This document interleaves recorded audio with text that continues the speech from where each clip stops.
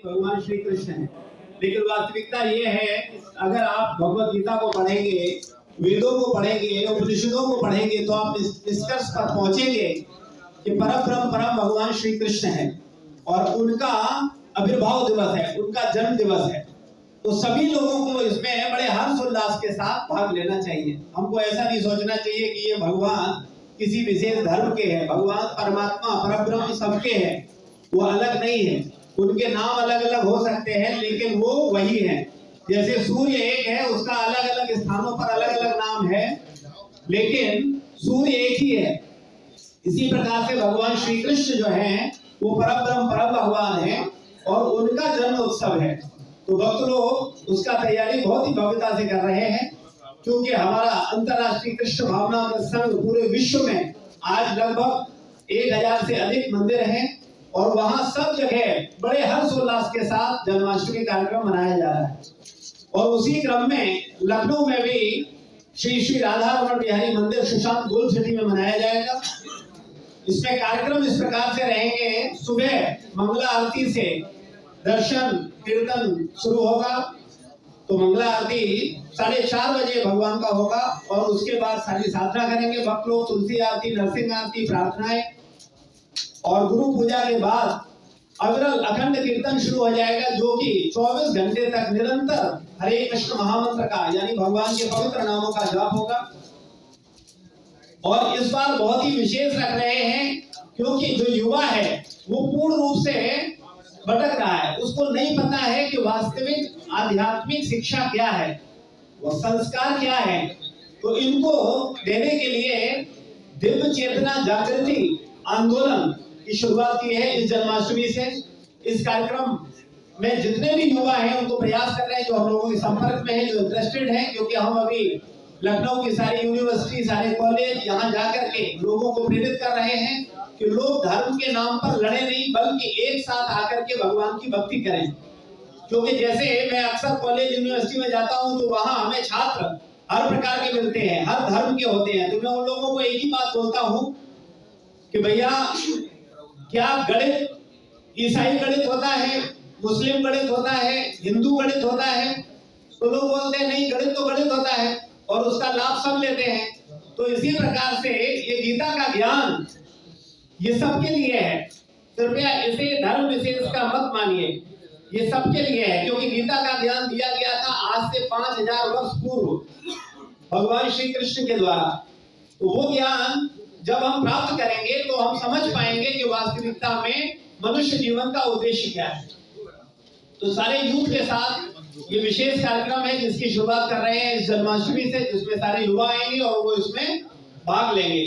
इस कार्यक्रम का नाम है दिव्य चेतना जागृति। जैसा कि नाम से स्पष्ट हो रहा है, आज एक विशेष आंदोलन की आवश्यकता है और वो आंदोलन है लोगों की चेतना को शुद्ध करने के लिए, लोगों की चेतना को आध्यात्मिक बनाने के लिए। तो ये आंदोलन दिव्य चेतना जागृति के लिए है, जिसकी शुरुआत इस जन्माष्टमी से विशेष रूप से युवाओं के लिए कर रहे हैं। तो ये कार्यक्रम होगा और 1008 तीर्थों के जल से, जिसमें जिन भक्तों ने उसमें सेवा की है भाग ले सकेंगे और भगवान का अभिषेक कर सकेंगे। इसके अलावा सांस्कृतिक कार्यक्रम होंगे, जो कि मंदिर में ही बच्चे आ रहे हैं आध्यात्मिक चेतना लेने के लिए। उन बच्चों को द्वारा माता पिता अलग शिक्षा लेते हैं गीता की और उनके बच्चे अलग शिक्षा लेते हैं, तो वो बच्चे भी उसमें भाग ले रहे हैं, उनके द्वारा कार्यक्रम होगा। कई स्कूल से भी बुलाया गया, एसडी इंटरनेशनल स्कूल आदि स्कूल है जिनके द्वारा बुलाया गया, उनके कार्यक्रम भी होंगे। और हमारे मंदिर में जो यूथ है, गर्ल्स है, कांग्रीगेशन है, इन सब के द्वारा बहुत ही सुंदर सांस्कृतिक कार्यक्रम किए जाएंगे। कौन बनेगा कृष्ण भक्त, ये क्वेश्चन आंसर सेशन भी होगा, जिसमें बच्चों से छोटे छोटे प्रश्न पूछ करके उन्हें इस बात का एहसास दिलाया जाएगा कि आपको अपनी सनातन संस्कृति के विषय में भी जानकारी होनी चाहिए। तो इस प्रकार से विभिन्न प्रकार के उत्सव रहेंगे और सभी लोगों के लिए प्रसाद होगा। सारे लोग व्रत होंगे तो व्रत वाला प्रसाद मिलेगा सब लोगों को। भगवान के लिए विशेष पोशाक आई है जो कि वृंदावन से है, बहुत ही विशेष मणिमाणिकों से बड़ी हुई, उसका दर्शन भी आप कर पाएंगे। और अगले दिन नंद उत्सव है, नंदोत्सव और हमारे संस्थापकाचार्य एसी भक्ति वेदांत स्वामी श्रील प्रभुपाद जी का आविर्भाव दिवस। तो नंदोत्सव और प्रभुपाद जी का आविर्भाव दिवस हम लोग अगले दिन मनाएंगे और उस दिन आप सभी लोग सादर आमंत्रित हैं। सभी लोगों के लिए भोजन प्रसाद है, तो आप सब आइए और इन उत्सवों में भाग लीजिए। लोग आए और मिलकर के भगवान का उत्सव मनाएं, क्योंकि भगवान को प्रसन्नता होती है जब सब मिलकर के मनाते हैं। अपने अपने घरों में जन्म करना ये अच्छा है, लेकिन भगवान को आनंद सबसे ज्यादा तब आता है जब सारे लोग मिलकर के मनाते हैं भगवान का उत्सव। जैसे एक पिता का जन्मदिन सारे पुत्र मिलकर के मनाएं तो उसे ज्यादा आनंद आता है बजाय कि अपने अपने घरों में पिता का अलग अलग जन्मदिन मनाएं।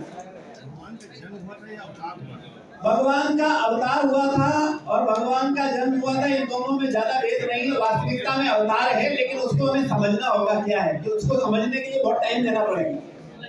लेकिन भगवान अवतरित होते हैं, लेकिन जन्मोत्सव भगवान का जन्म भी होता है। ऐसा नहीं है कि वो जन्म नहीं है, वो भगवान आते हुए प्रॉपर प्रोसेस है, उसको समझना होगा। वैसे भगवान अवतरित होते हैं, प्रकट होते हैं, भाई प्रकट कृपाला।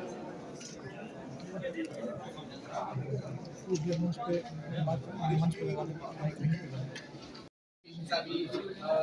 होगी इस प्रकार से इन्होंने अपने धर्म को लेकर सत्ता बढ़ रही है। इस्कॉन ऐसे चीजों को लेकर इस प्रकार से लोगों में जागरूकता अभियान चला रहा है कि जो धर्म का मुद्दा है उस पर विवाद है। देखिए, इस्कॉन का जो कार्यशैली है वो बिल्कुल स्पष्ट है। आप देख सकते हैं कि इस्कॉन पूरे विश्व में समस्त प्राणी मात्र को एक कर रहा है। हमारे मंदिर अमेरिका में है, रसिया में है, ऑस्ट्रेलिया में है, पाकिस्तान में भी बन रहा है।